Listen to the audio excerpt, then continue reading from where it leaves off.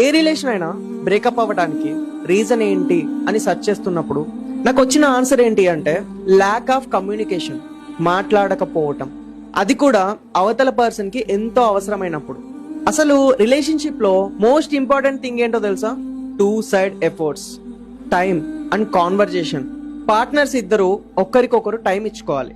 అందరికీ ఉన్నది డేలో 24 అవర్సే.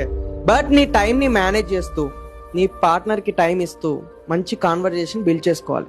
నిజాలే మాట్లాడాలి, లాయల్ గా ఉండాలి, సీక్రెట్ సేమ్ మెయింటైన్ చేయొద్దు. సింపుల్ గా చెప్పాలంటే మనలో సగ భాగం అని బిహేవ్ చేయాలి.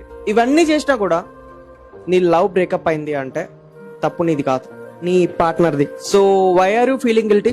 Let's come out of it. నువ్వు నీ 100% ఇచ్చావు, అది తీసుకోలేకపోవడం అవతల వాళ్ళ ప్రాబ్లం. బట్ డెఫినెట్లీ ఏదో ఒక రోజు వాళ్ళు ఖచ్చితంగా రియలైజ్ అవుతారు వాళ్ళు ఏం కోల్పోయారా అని.